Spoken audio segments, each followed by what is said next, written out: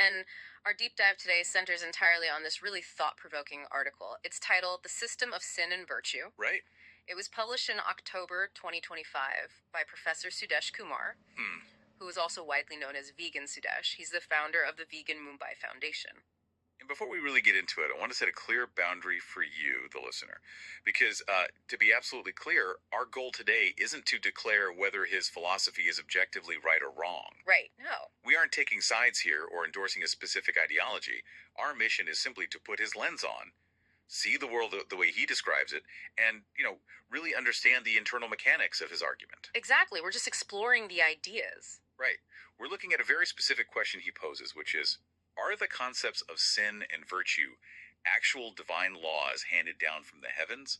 Or are they convenient human constructs designed almost exclusively to serve our own self-interest? And, to really understand how Professor Sudesh Kumar approaches that exact question, we have to look at how any system of rules is historically built. Okay. You always have to ask who benefits. And in his article, he shares the exact moment this philosophical journey kind of clicked for him. Oh, right, the classroom story. Yes. It happened during a classroom exchange he was teaching, and a student raised their hand with a rather provocative thought. The student basically said, well, if humans made up the idea of sin and virtue, then human self-interest must be baked into those concepts somewhere. Okay, let's unpack this for a second. Yeah. Because if we look at human history, that idea of self-interest hiding inside the rules, it makes a lot of logical sense. It really does. Like, if you're the one inventing a board game, and you get to write the official rule book, you're going to subtly give your own playing piece a distinct advantage. Of course you are. You might not even do it maliciously. You're just going to structure the board so that your path to victory is a little bit smoother. You certainly aren't going to write a rule that penalizes your own survival. Yeah, that's a really helpful way to visualize his argument. And what's fascinating here is how Professor Sudesh Kumar took that student's observation and applied it to global morality. Right. His framework suggests that if sin and virtue truly came from an ultimate, universal, divine source... Like a direct mandate. Exactly. Yeah. Then those rules would be mathematically identical everywhere on Earth. But they aren't. No, not at all. When you look at human cultures, they vary wildly. He uses the consumption of meat as a primary example. Ah, okay. In some cultures, eating animals is a casually accepted daily norm. But in others, it's strictly condemned as a grave moral sin. Which, it begs the question, how can a universal divine law change depending on which side of a geographical border you happen to be standing on? Exactly. And for Professor Sudesh Kumar, this inconsistency basically proves the human fingerprint. Interesting. He argues that traditional concepts of sin and virtue, they are not eternal, inflexible categories. Instead, he describes them as mirrors of our collective choices. Mirrors. Right. If human self-interest is standing in front of that mirror, the moral code reflected back is obviously going to heavily favor human convenience. So, okay, if these rules are just arbitrary human constructs born out of convenience, yeah, how did early humans actually encode them into the divine texts? That's the big question. I mean, we didn't just wake up one day and say, hey, let's rig the system. Right, it wasn't a conspiracy board meeting. Yeah, so how does that bias actually manifest in the real world over, thousands of years? Well, he says it happens through the gradual transition from pure biological survival to the building of societal codes. When early humans were just fighting to survive, self-interest was raw instinct. But as we formed complex societies, we needed to justify our actions. We needed a story. Yes, we needed a narrative. So according to Professor Sudesh Kumar's thesis, we began to draft moral legislation that protected our interests.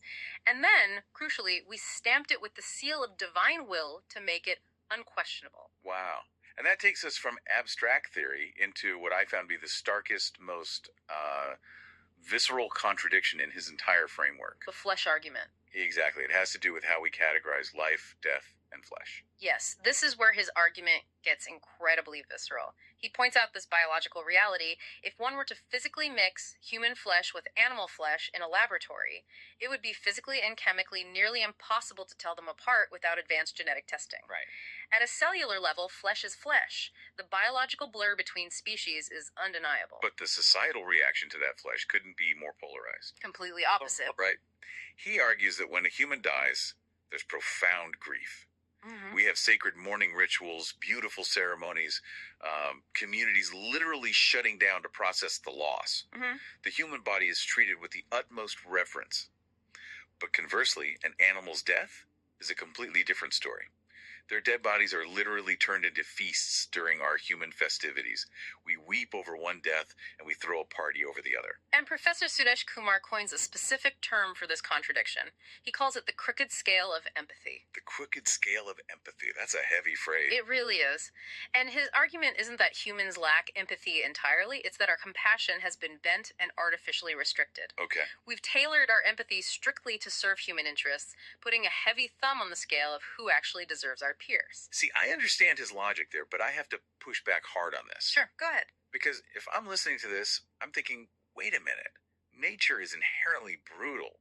A lion doesn't weep for a gazelle before it eats it. Why should humans be held to some universal standard of empathy that literally doesn't exist anywhere else in the biological world?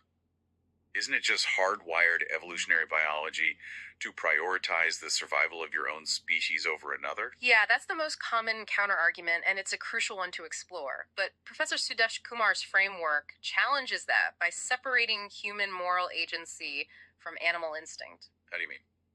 Well, a lion doesn't have a moral code, right? It operates on pure necessity. Humans, however, claim to operate on higher moral principles. Right, we say we know right from wrong. Exactly. So his perspective is that our selective empathy is undeniably a social construct, not just raw biology. How so? Like, if it's a social construct, how does he explain the actual mechanism behind it? He argues that if we truly, genuinely allowed ourselves to feel an animal's pain, if we didn't actively suppress our natural empathy with cultural filters, we would treat them identically to humans. Oh, I see. Think about how children naturally interact with animals. They usually show immense compassion until society teaches them to, compartmentalize that empathy. That's true. The fact that we have to actively draw an artificial boundary around who is allowed to receive our compassion suggests it's a learned behavior. That reminds me of the concept of a gerrymandered voting district. Oh, that's a good analogy. Yeah, like, how politicians will draw these weird, jagged, totally nonsensical lines on a map to include the voters they want and exclude the ones they don't? Mm-hmm. It feels like Professor Sudesh Kumar is saying we've gerrymandered our empathy. We didn't just write the rules to win. We drew the boundaries of compassion in these weird, jagged shapes so that cows and pigs fall outside the empathy line, but dogs and cats fall inside it. That is a highly accurate way to visualize his argument. We drew those jagged lines on the map of morality to make our own lives more convenient and, frankly, to justify our appetites, all while convincing ourselves we are perfectly just. But, okay, if we've gerrymandered our empathy that severely, how do we enforce those weird borders without feeling like hypocrites? Right, because people want to feel good. Yeah, people generally don't like to think of themselves as the bad guys. What are the forces maintaining these artificial boundaries so effectively that we don't even question them? To answer that, Professor Sudesh Kumar analyzes the mechanics of control. How do you keep a society abiding by a gerrymandered moral code? He argues that many religious and moral systems historically evolved into structures of control. They rely on two incredibly powerful psychological levers to keep people in line and maintain those artificial boundaries without question. And those two levers are fear and greed. Precisely. Fear of punishment, which is the classic, don't do this or else it's a sin and you'll suffer cosmic consequences. Right. And greed for heavenly reward, which is the promise of do this and you'll earn virtue, you'll be eternally rewarded. I was reading his notes on this section, and here's where it gets really interesting to me. Oh, yeah. Because if you look at morality through that specific lens, traditional sin and virtue become nothing more than a cosmic transaction. A transaction, yes. It's a psychological carrot and stick routine. Think about your own life for a second. If you only hold a door open for someone because there's a guy standing there handing you a $5 bill every time you do it, right. Are you actually a polite person? Or are you just executing a profitable transaction? That analogy hits the absolute core of Professor Sudesh Kumar's thesis. He asks, is an act truly noble if it's executed merely out of greed for virtue or fear of punishment? And his answer. In his philosophical framework, the answer is a definitive no. He views that as calculated self-interest dressed up as righteousness. Wow. He argues that real virtue must be completely free of these psychological levers. Okay, so if there's no carrot and there's no stick, What motivates a person to be good? True virtue, according to his writings, can only exist when compassion, empathy, and love are the sole motivators. If you do a good deed to avoid hellfire or, to secure a VIP spot in heaven, you're acting out of self preservation. You're just saving yourself. Right. But if you remove the fear entirely and you remove the greed entirely, and you still perform the kind acts simply because you recognize the intrinsic value of another living being, Yeah. that, he argues, is the only time an action can be categorized as truly virtuous. That is a massive paradigm shift. It requires a radical stripping down of the human ego. It really does. It means you can't be a good person just to save your own skin in the afterlife. You have to be good because goodness is your baseline interaction with all forms of life. Exactly. But that leads to a rather glaring unresolved tension, doesn't it? That's that. Well, if fear and greed are stripped away, what actually fills that vacuum? If there's no threat of cosmic punishment, what stops society from just, collapsing into selfish chaos? That's the ultimate test of any moral philosophy. And if we connect this to the bigger picture of societal evolution, Professor Sudesh Kumar actually has a blueprint for what fills that vacuum. Oh, he does. Yes, he introduces a radical thought experiment. What if we began seeing all lives equally, shifting our entire baseline of respect? And by all lives, he specifically means beyond the human species. Correct. He argues that if human convenience is no longer the center of the moral universe, you don't need a complex legal code of permitted and forbidden behaviors driven by fear. Right. The traditional boundaries of sin and virtue lose their meaning because empathy replaces legislation. In his view, the hidden essence of religion and spirituality isn't meant to divide us. It isn't meant to sanction killing or cruelty under the guise of holy days or divine permission. He's saying the true essence is to unite all beings, recognizing every life as a different reflection of the exact same soul. Yes. Which sounds beautiful in theory, but, how does that actually translate to the real world? So what does this all mean? How does adopting that view change the way someone walks through their daily life? Mechanically, it changes every interaction. It means every time you sit down for a meal, every time you purchase clothing, every time you interact with the environment, you're applying that universal empathy. It's constant. Right. It's no longer just about being neighborly to the person next door. It's about extending that exact same neighborly respect to a completely different species. It's taking the concept of human rights and expanding the definition of who gets to have rights in the first place. Exactly. And that philosophy is the engine behind his real-world activism. As the founder of the Vegan Mumbai Foundation, Vegan Sudesh has built a movement around this specific realization. For him, the historical fight for equality is fundamentally incomplete if it stops at the borders of human biology. Society has fought long and hard against human constructs of gender inequality, racial prejudice, and class division. Right, human issues. Yes, but his framework argues that true justice requires extending that fight beyond our own species. It's taking the fight for equality to its absolute logical conclusion. If suffering is inherently bad, then all suffering is bad, regardless of the DNA of the being experiencing it.